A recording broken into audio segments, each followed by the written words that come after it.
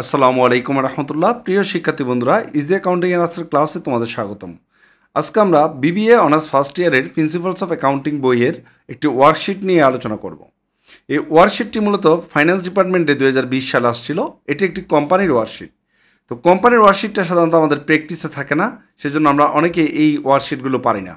তো আজকের ক্লাসে আমি তোমাদেরকে খুব সহজভাবে এই ওয়ার্কশিটটি সমাধান করে দেখাবো। শুরু থেকে শেষ পর্যন্ত যদি তোমরা মনোযোগ দিয়ে দেখো, তাহলে খুব সহজেই তোমরা আমাদের এই ওয়ার্কশিটটি করতে পারবা। তো আজকের ক্লাসে আমি তোমাদেরকে যে ম্যাথটি সলভ করব, তোমরা স্ক্রিনে সেই ম্যাথটি দেখতে পাচ্ছ। আমাদের প্রতিটি ক্লাস আমরা এমনভাবে উপস্থাপনের চেষ্টা করি যাতে তোমাদের ক্লাসটি দেখতে কোনো বিরক্তি না হয় এবং খুব অল্প সময়ে এই ক্লাসগুলো তোমরা শেষ করে নিজেই ম্যাথটি প্র্যাকটিস করতে পারো এবং খুব সহজবুদ্ধভাবে আমরা এটাকে উপস্থাপন করার চেষ্টা করি। তোমরা শুরু থেকে শেষ পর্যন্ত যদি ক্লাসটি দেখো, তাহলে অবশ্যই তোমরা বুঝতে পারবা যে আমরা কত সুন্দর করে তোমাদেরকে এই ক্লাসগুলো উপস্থাপন করে দেখাই। আমাদের ক্লাসগুলো কেমন লাগলো অবশ্যই আমাদেরকে কমেন্ট বক্সে জানাবা এবং আমাদের হোয়াটসঅ্যাপ ইউটিউব চ্যানেল এবং ফেসবুক পেজের লাইক দিয়ে আমাদের সাথেই থাকবো আশা করি। তো এখন আমরা কিভাবে বুঝবো যে এটা একটা কোম্পানির ওয়ার্কশিট? এখানে দেখো কিছু ইনফরমেশন, আমরা প্রথমে কোয়েশ্চেনটা পড়ে নিই, তারপর আমরা এই কোম্পানির ওয়ার্কশিটটা সলভ করব। আর কোম্পানির ওয়ার্কশিট কিন্তু 12 কলাম বা 12 কলামের হয়ে থাকে। নর্মাল আমরা যে ওয়ার্কশিটগুলো করি সেগুলো কিন্তু 10 কলামের ওয়ার্কশিট করি, কিন্তু কোম্পানির ওয়ার্কশিট হলে ওই ওয়ার্কশিটের জন্য আরও 2টি কলাম বাড়াইয়া 12 কলামের ওয়ার্কশিট করতে হয়।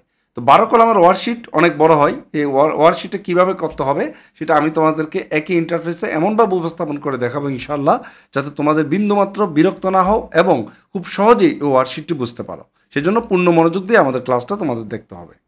তো আমরা প্রথমে দেখি আমাদের কোয়েশ্চেনে কী বলা আছে। বলছে the following is the trial balance of XYZ company 31 December 2020। 2020 সালের 31 ডিসেম্বরের XYZ কোম্পানির একটি ট্রায়াল ব্যালেন্স বা রেওয়ামিল দেওয়া আছে। ট্রায়াল ব্যালেন্সের প্রথমে কী দেওয়া আছে আমরা দেখি, কলস ইন এরিয়ার দেওয়া আছে, মানে বকেয়া তলব। এই বকেয়া তলবটা হচ্ছে মূলত আমরা যখন শেয়ার ইস্যু করি, ওই শেয়ারের কিস্তির যে টাকা, সেই টাকার মধ্যে যেটুকু বকেয়া থাকে সেটাই কলস ইন এরিয়ার। এটা হচ্ছে একটা কন্ট্রা ওনার সিকিউরিটি বা কমন স্টকের বিপরীত, এবং এটার কাজ কি সেটাও তোমাদেরকে আমি বুঝাই দিব। এরপর দেওয়া আছে পারচেস, মানে ক্রয় দেওয়া আছে। ইনভেন্টরি 1/1/2020, মানে এটা প্রারম্ভিক মজুত পণ্য দেওয়া আছে। সান্ড্রি এক্সপেন্স আছে। ডিভিডেন্ড পেইড দেওয়া আছে। ওয়েজেস অ্যান্ড স্যালারিজ দেওয়া আছে। ডিভিডেন্ড মানে লভ্যাংশ। কোনো কোম্পানিতে কোনো উত্তোলন থাকে না, সেজন্য কোম্পানি লভ্যাংশ প্রদান করে থাকে, সেজন্য ডিভিডেন্ড পেইড দেওয়া আছে। তারপর আমাদের ইনভেস্টমেন্ট, বিনিয়োগ দেওয়া আছে। প্লান্ট, এখানে প্লান্ট অ্যাসেট দেওয়া আছে। প্লান্ট হচ্ছে একটা সম্পদ। রেন্ট পেইড, আমাদের এখানে ভাড়া খরচ দেওয়া আছে। অ্যাকাউন্ট রিসিভেবল বা দেনাদার দেওয়া আছে, প্রাপ্য হিসাব। ক্যাশ ইন হ্যান্ড, হাতে নগদ দেওয়া আছে। আর ক্যাশ এট ব্যাংক জমা দেওয়া আছে। প্রিলিমিনারি এক্সপেন্স, প্রাথমিক খরচাবলী দেওয়া আছে। মনে রাখবা কোম্পানির ক্ষেত্রে এই প্রাথমিক খরচাবলীটা হচ্ছে একটা সম্পদ। এটাকে তোমরা যদি এক্সপেন্স লেখা আছে, কিন্তু এটাকে তোমরা সম্পদ হিসাবে বিবেচনা করতে হবে, এটাকে খরচ হিসাবে দেখানো যাবে না। আর এই কমন স্টক বা ইকুইটি ক্যাপিটাল যদি থাকে, এটা হচ্ছে আমাদের একটা মূলধন। আর সেলস দেওয়া আছে। প্রভিশন ফর ট্যাক্স দেওয়া আছে, অর্থাৎ আয়কর সঞ্চিতি দেওয়া আছে 15,000 টাকা। ইনভেস্টমেন্ট ইনকাম হচ্ছে আমাদের এই যে ইনভেস্টমেন্ট আছে, ইনভেস্টমেন্টের সুদ। ইনভেস্টমেন্ট ইনকাম মূলত ইনভেস্টমেন্টের সুদ, এটা 920 টাকা। অ্যাকাউন্টস পেয়েবল দেওয়া আছে 2070 টাকা। রিটেন আর্নিংস দেওয়া আছে। কোম্পানির ক্ষেত্রে তোমরা যে শব্দগুলো নতুন পাবা সেটা হচ্ছে, দেখো যখন দেখবা যে কোয়েশ্চেনে কমন স্টক দেওয়া আছে, রিটেন আর্নিংস দেওয়া আছে, তারপর এই যে কল ইন এরিয়ার, এটা একটা থাকতে পারে, ডিভিডেন্ড পেইড দেওয়া আছে, এই শব্দগুলো যখন থাকবে তখন বুঝতে হবে এটা একটা কোম্পানির ওয়ার্কশিট বা কোম্পানির ট্রায়াল ব্যালেন্স। তো নিচে আমাদের কিছু অ্যাডজাস্টমেন্ট বা সমন্বয় দেওয়া আছে। সেটা হচ্ছে ইন্ডিং ইনভেন্টরি দেওয়া আছে 16,000 টাকা, অর্থাৎ সমাপনী মজুত পণ্য।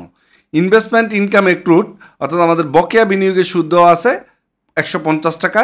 ক্রিয়েট এ প্রভিশন মানে হচ্ছে সঞ্চিতি রাখতে হবে 10% অন অ্যাকাউন্ট রিসিভেবল, দেনাদারের উপর বা প্রাপ্য হিসাবের উপর 10% সঞ্চিতি রাখতে হবে ফর ব্যাড ডেপ্ট, অনাদায়ী দেনা। তারপর provision for tax is to be increase by 17,000 টাকা, আমাদের প্রভিশন ফর ট্যাক্স বাড়াতে হবে 17,000 টাকা। ওয়েজেস আউটস্ট্যান্ডিং, ওয়েজেস বকেয়া আছে 500 টাকা। রিটার্ন অফ প্রিলিমিনারি এক্সপেন্স, এই যে প্রিলিমিনারি এক্সপেন্স একটা ভুয়া সম্পত্তি, সেটাকে আমাদের অবলোপন করতে হবে। রিটার্ন অফ মানে এখানে অবলোপন করে ফেলতে হবে প্রিলিমিনারি এক্সপেন্সের 50%, তাহলে 1,000 টাকার 50% হচ্ছে 500 টাকা, এটা অবলোপন করতে হবে। তারপর প্রপোজ ডিভিডেন্ড দেওয়া আছে, আমাদের প্রস্তাবিত লভ্যাংশ 10%। নিচে রিকোয়ারমেন্টটা বলছে prepare a worksheet for the company, এই কোম্পানির জন্য একটা ওয়ার্কশিট তৈরি করতে। আমাদের এই যে আজকের ক্লাসটা কোম্পানির যে ওয়ার্কশিট, এই কোম্পানির ওয়ার্কশিটটা মূলত শুধুমাত্র আমাদের যে বিবি অনার্স ফার্স্ট ইয়ারের স্টুডেন্টদের দরকার তাও না, এটা বিভিন্ন ব্যাংক জব, তারপর আমাদের বিভিন্ন কম্পারেটিভ জবের মধ্যেও এই ওয়ার্কশিটটা কিন্তু খুবই গুরুত্বপূর্ণ শিখে রাখা। তো আশা করি এই ক্লাসটা সবারই কাজে লাগবে। আর তোমাদের যদি এই ক্লাসটা ভালো লাগে অবশ্যই আমাদেরকে কমেন্ট বক্সে জানাবা। এখন এই যে ওয়ার্কশিটটা করার জন্য আমাদের যে কাজটা করতে হবে সেটা হচ্ছে আমরা প্রথমে অ্যাডজাস্টমেন্টগুলোকে করে নিব। তাহলে অ্যাডজাস্টিং করে নিলে আমাদের ওয়ার্কশিট করাটা সহজ হয়ে যায়। প্রথমে ইন্ডিং ইনভেন্টরি দেওয়া আছে আমাদের 16,000 টাকা। এই যে ইন্ডিং ইনভেন্টরি 16,000 টাকা দেখো দেওয়া আছে 16,000 টাকা। এই ইন্ডিং ইনভেন্টরি 16,000 টাকাটা যখন দেখবো আমরা, তখন উপরে দেখবো যে আমাদের কস্ট অফ গুডস সোল্ড আছে কিনা। এখানে কস্ট অফ গুডস সোল্ড দেওয়া নাই, কিন্তু এখানে আমাদের পার্সেস দেওয়া আছে। এই যে পার্সেস দেওয়া আছে, যখন পার্সেস দেওয়া থাকবে তখন ইন্ডিং ইনভেন্টরির জন্য তোমরা অ্যাডজাস্টমেন্ট করবা হচ্ছে ending inventory debit purchase credit. এটা অনেকভাবে অ্যাডজাস্টমেন্ট করা যায়, ঠিক আছে। তো এর মধ্যে ইন্ডিং ইনভেন্টরি টু পার্সেস দিয়ে করলে তোমাদের ম্যাথটা খুব সহজে তোমরা সলভ করতে পারবা। সেজন্য আমি ইন্ডিং ইনভেন্টরি এবং পার্সেস দিয়ে করাটা তোমাদেরকে শিখিয়ে থাকি। তো ইন্ডিং ইনভেন্টরি টু পার্সেস 16,000 টাকা, কারণ এই পার্সেস কমাই দেওয়া মানে automatically cost of goods sold কমে যাওয়া। যেহেতু কস্ট অফ গুডস সোল্ড অঙ্কে দেওয়া নাই, সরাসরি আমরা পার্সেসের সাথে অ্যাডজাস্ট করে দিব এটা। তারপর ইনভেস্টমেন্ট ইনকাম অ্যাক্রুড, আমাদের বলছি ইনভেস্টমেন্ট ইনকাম অ্যাক্রুড হচ্ছে 150 টাকা। তাহলে আমাদের ইন্টারেস্ট রিসিভেবল ডেবিট হবে আর ইনভেস্টমেন্ট ইনকাম বা ইন্টারেস্ট রেভিনিউ ক্রেডিট হবে। যেহেতু আমাদের কোয়েশ্চেনে এই আয়টাকে ইনভেস্টমেন্ট ইনকাম হিসাবে দেখানো হয়েছে, তাহলে অবশ্যই আমরা এটাকে ইনভেস্টমেন্ট ইনকাম নামেই লিখবো। যদি এটা ইন্টারেস্ট রেভিনিউ থাকতো তাহলে আমরা ইন্টারেস্ট রেভিনিউ লিখতাম। এগুলো নিয়ে কোনো সমস্যা না। কোয়েশ্চেনে যে শব্দগুলো ইউজ করে তোমরা চাইবা যে ওই শব্দগুলোই ব্যবহার করতে। সি নাম্বারে বলছে create a provision 10% on account receivable for bad debt. Bad ডেপ্টের জন্য বা কুরিনের জন্য আমাদের 10% সঞ্চিতি রাখতে হবে। তো সঞ্চিতিটা কিসের উপর? অ্যাকাউন্ট রিসিভেবলের উপর। তাহলে অ্যাকাউন্ট রিসিভেবল কত? 14,200। এটার উপর যদি আমরা 10% করি তাহলে 1,420 টাকা হয়। এই 1,420 টাকার জন্য যাবে কি? ব্যাড ডেপ্ট expense debit allowance for bad ডেপ্ট ক্রেডিট। ব্যাড ডেপ্ট expense debit allowance for bad ডেপ্ট ক্রেডিট। তো এখানে অ্যাকাউন্ট রিসিভেবলের উপর 10% করলে আমরা ব্যাড ডেপ্ট expense O allowance for bad ডেপ্ট পেয়ে যাব। তারপর আমাদের বলা আছে ওয়েজেস আউটস্ট্যান্ডিং 500। ওয়েজেস বকেয়া আছে কত? 500 টাকা। আউটস্ট্যান্ডিং মানে বকেয়া। তাহলে ওয়েজেস এক্সপেন্স আউটস্ট্যান্ডিংয়ে যাবে দেখি ওয়েজেস এক্সপেন্স। এখানে একটা জিনিস আমরা ডি নাম্বারটা বাদ দিয়ে গেছিলাম। Provision for tax to be increase by 17,000। 17,000 টাকা প্রভিশন ফর ট্যাক্স ইনক্রিজ করতে হবে। এখানে ট্যাক্সের জাবেদাটা নিয়ে একটু সমস্যা আছে। এখানে আমাদের বাড়াতে বলছে 17,000, তার মানে আগে আমাদের প্রভিশন ফর ট্যাক্স আছে 15,000। তাহলে টোটাল 32,000 টাকার জাবেদা হওয়া দরকার ছিল। কিন্তু 32,000 টাকার জাবেদা যদি আমরা করতে যাই তাহলে এই প্রভিশন ফর ট্যাক্সটাকে বিলুপ্ত করতে হবে। তো আমরা আমাদের ম্যাথ করার সুবিধার্থে এই প্রভিশন ফর ট্যাক্সটাকে বিলুপ্ত না করে নতুন করে এই ফান্ডে এই প্রভিশনে আরও 17,000 টাকা অ্যাড করে দিলে তাহলে নতুন ট্যাক্সের সঞ্চিতিটা তৈরি হয়ে যাবে। সেজন্য আমরা নতুন করে 32,000 টাকার জাবেদা না দিয়ে 17,000 টাকার জাবেদাটা দিব। তাহলে আমাদের প্রভিশনটা ঠিক থাকবে। তাহলে এই 17,000 টাকা নিয়ে জাবেদা দিব income tax expense debit, provision for tax, income tax credit. তারপর ওয়েজেস আউটস্ট্যান্ডিংয়ে জাবেদা হবে wages expense debit, wages payable credit. Return of preliminary এক্সপেন্সের জাবেদা 50%। এটা প্রিলিমিনারি এক্সপেন্স আছে 1,000 টাকা। 1,000 টাকার 50% যদি আমরা করে অবলোপন করি তাহলে জাবেদা হবে amortisation expense debit, preliminary expense credit. Preliminary expense কমে যাবে আর অ্যামোর্টাইজেশন মানে হচ্ছে অবলোপন। যে কোনো অস্পর্শনীয় সম্পত্তির ক্ষেত্রে অবলোপন হয় আর স্পর্শনীয় সম্পত্তির ক্ষেত্রে ডেপ্রিসিয়েশন বা অবচয় হয়। তো সেই ক্ষেত্রে এটা আমরা অ্যামোর্টাইজেশন এক্সপেন্স নামে লিখব। তারপর বলছে প্রপোজ ডিভিডেন্ড 10%। ডিভিডেন্ডের জাবেদা হচ্ছে written earnings debit, dividend payable credit. এখন এই টাকাটা কিভাবে বের করবা? এখানে একটা জিনিস সতর্ক রাখতে হবে, ডিভিডেন্ড বের করার সময় অবশ্যই মূলধন থেকে কলিং এরিয়ার বাদ দিতে হবে। ডিভিডেন্ডটা ধরা হয় কিন্তু মূলধনের উপর, মনে রাখবা ডিভিডেন্ড মূলধনের উপর ধরা হয়।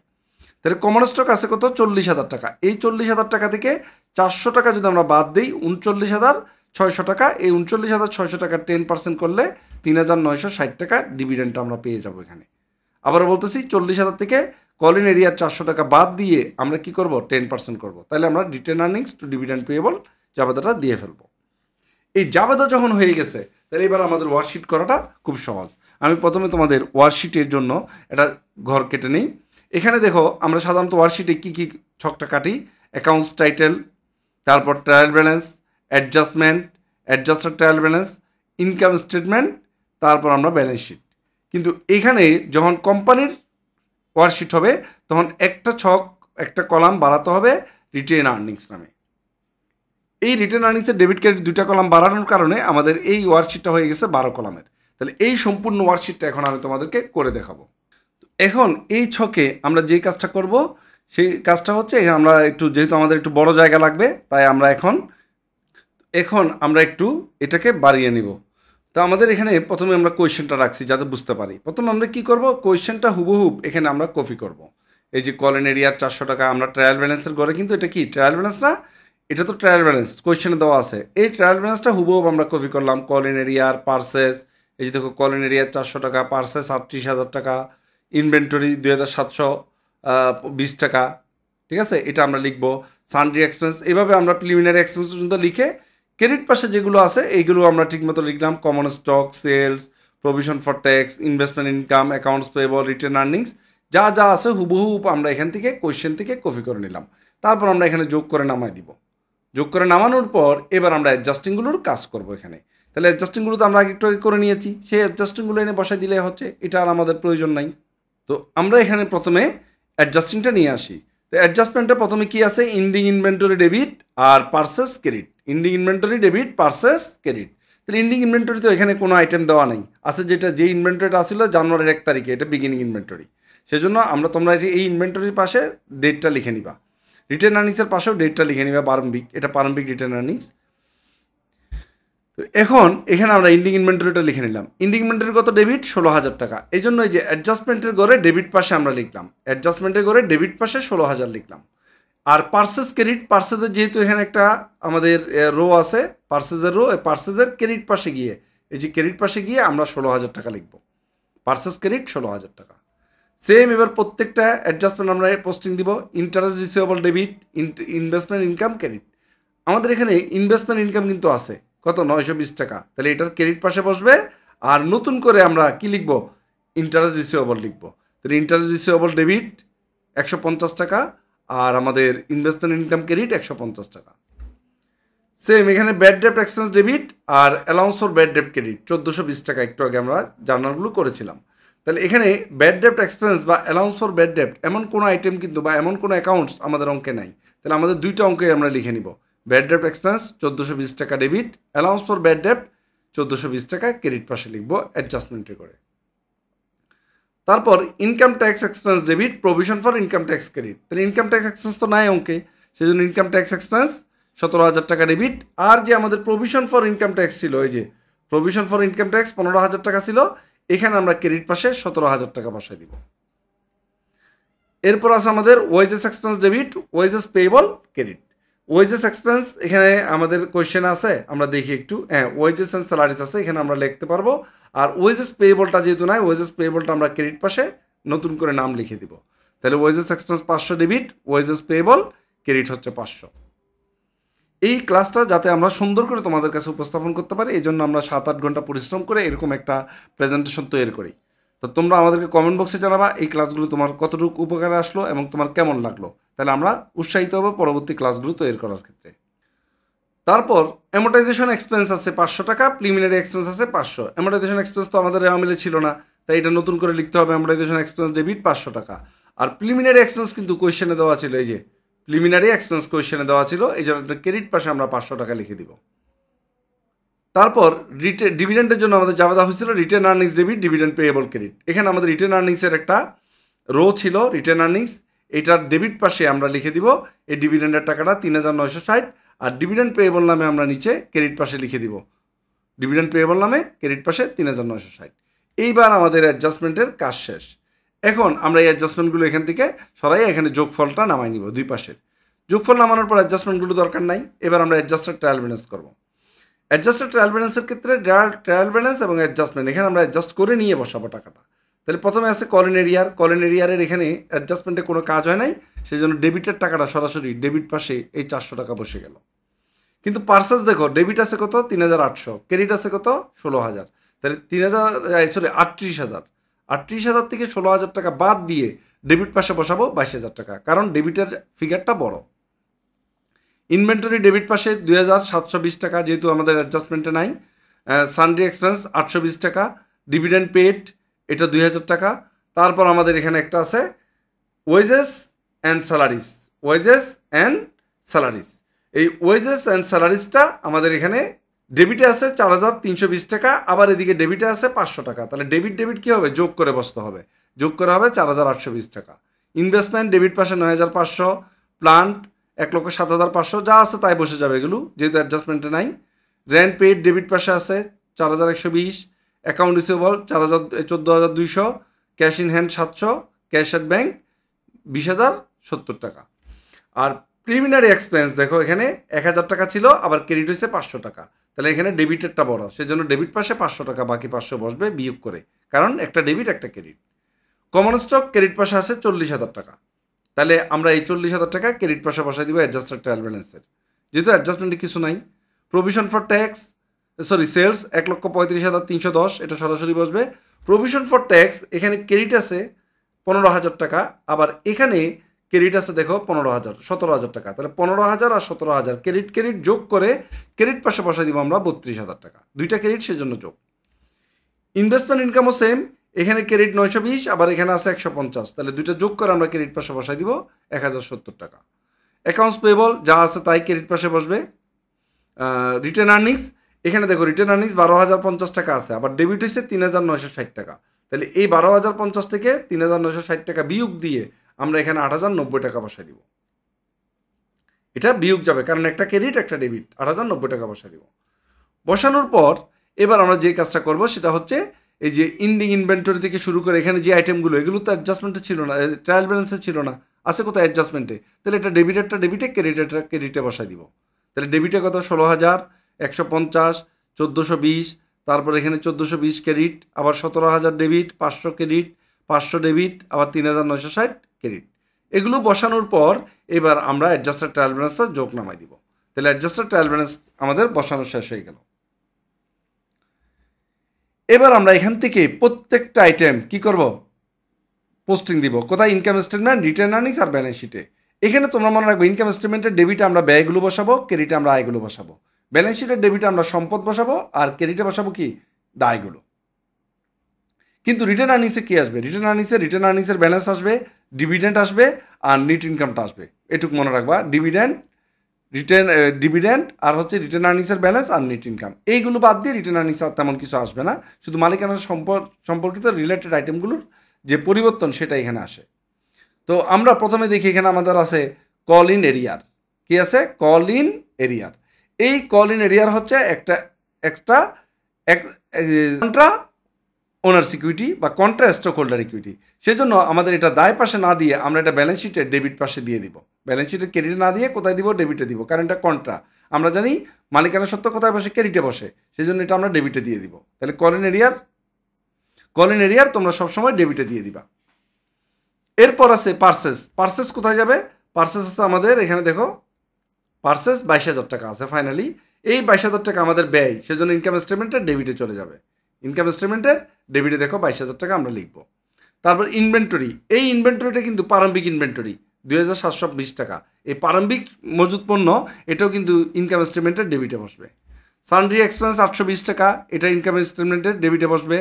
ডিভিডেন্ড পেইড, এই ডিভিডেন্ড পেইড 2,000 টাকা, এটা রিটার্ন আর্নিংসে লিখতে হবে, মনে রাখবা ডিভিডেন্ড রিটার্ন আর্নিংসে লিখতে হবে। রিটার্ন আর্নিংসের ডেবিটে আমরা এই 2,000 টাকা ডিভিডেন্ডটা লিখে দিব। ওয়েজেস অ্যান্ড স্যালারিজ ইনকাম স্টেটমেন্টের ডেবিটে 4,820 টাকা। ইনভেস্টমেন্ট, এটা একটা সম্পদ, ইনভেস্টমেন্ট একটা কি সম্পদ, এই ইনভেস্টমেন্টটা আমরা ব্যালেন্স শিটের অ্যাসেট পাশে দেখা দিব।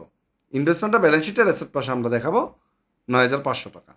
তারপর আছে প্লান্ট একটা সম্পদ, এটা ব্যালেন্স শিটের অ্যাসেট পাশে দেখাবো। রেন্ট পেইড করা হয়েছে, অর্থাৎ ভাড়া খরচ, এই ভাড়াটা পরিশোধ করা হয়েছে 4,120 টাকা, এটা ইনকাম স্টেটমেন্টে আসবে, কারণ এটা খরচ। অ্যাকাউন্ট রিসিভেবল, আমরা জানি এটা একটা সম্পদ, সেজন্য অ্যাকাউন্ট রিসিভেবলটা ক্রেডিট পাশে চলে যাবে, ডেবিট পাশে ব্যালেন্স শিটের। আর ক্যাশ ইন হ্যান্ড, এটাও ব্যালেন্স শিটের ডেবিট পাশে। ক্যাশ অ্যাট ব্যাংক, এটাও ব্যালেন্স শিটের ডেবিট পাশে। প্রিলিমিনারি এক্সপেন্স, যেহেতু একটা সম্পদ, সেই প্রিলিমিনারি এক্সপেন্সের যে 500 টাকার ব্যালেন্স অবশিষ্ট আছে অ্যাডজাস্টেড ট্রায়াল ব্যালেন্সে, এটাও ব্যালেন্স শিটের অ্যাসেট পাশে চলে যাবে। তারপর আছে আমাদের কমন স্টক, এই কমন স্টকটা চলে যাবে ব্যালেন্স শিটের ক্রেডিট পাশে। আর সেলস ইনকাম স্টেটমেন্টের ক্রেডিট পাশে যাবে। প্রভিশন ফর ইনকাম ট্যাক্স, এটাও আমাদের ব্যালেন্স শিটের ক্রেডিট পাশে চলে যাবে দায় হিসাবে। তারপরে ইনভেস্টমেন্ট ইনকাম হচ্ছে একটা আয়, এই আয়টা ইনকাম স্টেটমেন্টের ক্রেডিট পাশে আমরা বসাবো ইনভেস্টমেন্ট ইনকাম। তারপর আছে আমাদের অ্যাকাউন্টস পেয়েবল আছে 2,070 টাকা, এটা আমাদের দায় হিসাবে ব্যালেন্স শিটের ক্রেডিট পাশে বসবে। তারপর আছে রিটেন আর্নিংস, এই যে রিটেন আর্নিংসের যে ব্যালেন্সটা দেওয়া আছে এই ব্যালেন্সটা আমরা রিটেন আর্নিংসের ক্রেডিট পাশে বসাই দিব, কারণ এটা প্রারম্ভিকের সাথে অ্যাডজাস্ট হয়েছে, এটা আমরা রিটেন আর্নিংসের ক্রেডিটে বসাই দিব। তারপর ইন্ডিং ইনভেন্টরি আছে আমাদের 16,000 টাকা। এই ইন্ডিং ইনভেন্টরি 16,000 টাকা, এটা মনে রাখবা এটা সমাপনী মজুত পণ্য, আর সমাপনী মজুত পণ্য সবসময় ব্যালেন্স শিটে যাবে। সমাপনী মজুত পণ্য অলওয়েজ কোথায়? ব্যালেন্স শিটে ডেবিটে যাবে। তারপর ইন্টারেস্ট রিসিভেবল 150 টাকা, এটা সম্পদ, ব্যালেন্স শিটে যাবে। তারপর ব্যাড ডেপ্ট এক্সপেন্স, এটা আমাদের জন্য ব্যয়, এটা আমাদের ব্যালেন্স শিটের ইনকাম স্টেটমেন্টের ডেবিটে যাবে। আর অ্যালাউন্স ফর ব্যাড ডেপ্ট, এটা একটা কন্ট্রা অ্যাকাউন্ট রিসিভেবল, সেই জন্য অ্যাকাউন্ট রিসিভেবলের বিপরীতে অর্থাৎ সম্পদের বিপরীতে একটা দায়ী গিয়ে বসবে। অ্যাকাউন্ট রিসিভেবলের বিপরীতে গিয়ে অ্যাকাউন্ট রিসিভেবল ডেবিটে বসছে, এই জন্য এটা ক্রেডিটে বসবে 1420 টাকা। তারপর আমাদের ট্যাক্স এক্সপেন্স আছে একটা 17,000 টাকা। এই ট্যাক্স এক্সপেন্সটা ইনকাম স্টেটমেন্টে বসবে, মনে রাখবে এটা চলতি বছর তো এই জন্য ইনকাম স্টেটমেন্টে বসবে। আর ওয়েজেস পেয়েবল, এটা দায়, এটা আমাদের ব্যালেন্স শিটের ক্রেডিট পাশে বসবে। তারপর আছে আমাদের অ্যামোটাইজেশন এক্সপেন্স 500 টাকা। অ্যামোটাইজেশন এক্সপেন্স একটা অবলম্বন, এটা ব্যয়, এই জন্য ইনকাম স্টেটমেন্টে ডেবিটে বসবে। আর ডিভিডেন্ড পেয়েবল একটা দায়, এটা এই জন্য এটা আমাদের ক্রেডিট পাশে বসবে ডিভিডেন্ড পেয়েবলটা। এবার নিচে কিন্তু তোমরা দুইটা কলাম খালি রেখে যোগটা টানবা, এটা আমি বলতে ভুলে গেছিলাম। একটা হচ্ছে নেট ইনকাম আর একটা হচ্ছে রিটেন আর্নিংসের ক্লোজিং আইটেমের জন্য একটা ঘর খালি রাখবা। যদি রিটেন আর্নিংস উপরে আসে এটা হচ্ছে প্রারম্ভিক আর এটা সমাপনী, দুইটাতে তারিখ দিয়ে দিবা, 1/1/2020 আর এটা 31/12/2020 দিয়ে দিবা। এটা আমরা লিখতে ভুলে গেছিলাম তো এই জন্য লিখি নাই। দেওয়ার পর এবার আমাদের তো পোস্টিংগুলো হয়ে গেছে। এবার আমরা প্রথমে কি করবো? আমরা প্রথমে ইনকাম স্টেটমেন্টে ডেবিট পাসটা যোগ করবো, সরি ক্রেডিট পাসটা যোগ করবো। এই ক্রেডিট পাসটা বড় এই জন্য যোগ করবো। ক্রেডিট পাস যোগ করে ক্রেডিট পাসের যোগফলটা আমরা ডেবিটে নিয়ে আসবো। আনার পর এখানে যে বিয়োগ করার পর এই যে আইটেমগুলো, এখানে যতগুলো আইটেম আছে এই আইটেমগুলো সব বিয়োগ করবো আমরা। এই যে ইনকাম স্টেটমেন্টের যত আইটেম আছে সবগুলো বিয়োগ করব। বিয়োগ করার পর এখানে যে ঘাটতিটা বের হবে, এখানে যে ঘাটতিটা বের হবে এই ঘাটতিটার নাম দিব আমরা নেট ইনকাম। কত? 82,980 টাকা। এই নেট ইনকামটা রিটেন আর্নিংসের ক্রেডিটে বসাই দিবা নিয়ে। রিটেন আর্নিংসের ক্রেডিটে মনে রাখবে, এটা ব্যালেন্স শিটে না গিয়ে কোথায় যাবে? রিটেন আর্নিংসে, যখন কোম্পানি থাকবে। তো রিটেন আর্নিংসটার ক্রেডিট পাশে আমরা বসাই দিলাম। বসানোর পর এবার রিটেন আর্নিংসের ক্রেডিট পাশটা আমরা যোগ করব। যোগ করে ডেবিট পাশে আইনে ডেবিট পাশে আমরা যেই 2,000 টাকা আছে এটা বাদ দিব। বাদ দিয়ে এখানে যে গ্রাফটা আসবে এটার নামে হচ্ছে রিটেন আর্নিংস ক্লোজিংটা। এই রিটেন আর্নিংস ক্লোজিংটা আমরা ব্যালেন্স শিটের লাইবিলিটিস পাশে বা ক্রেডিট পাশে বসাই দিব। বসানোর পর দুইবার যখন আমরা যোগ করব তখন আমরা ব্যালেন্স শিটের যোগফলটা মিলিয়ে যাবে বা ব্যালেন্স শিটের যোগফলটা মিলে যাবে। এভাবেই তোমরা চাইলে এই যে কোম্পানির ওয়ার্কশিট সম্পন্ন করতে পারবা খুব সহজেই। তো আজকের ক্লাসটি তোমাদের কেমন লাগলো অবশ্যই আমাদেরকে কমেন্ট বক্সে জানাবা। ধন্যবাদ সবাইকে আমাদের সাথে থাকার জন্য এবং ক্লাসটি দেখার জন্য।